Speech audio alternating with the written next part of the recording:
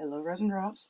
Well, let's unmold the space cat and see how this has turned out.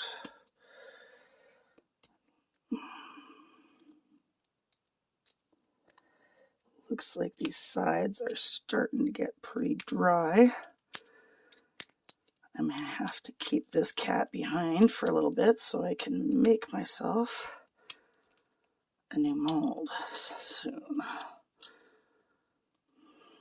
Oh, that's right. I already made the clear mold of this one. Duh. That's why I did it. So I'll use the clear one to make another mold if that's the case. But I love how this turned out. I like all the different stars and everything. I'll probably add some pupils and the eye slits to this one and everything. And is going to be absolutely cute when it's all finished.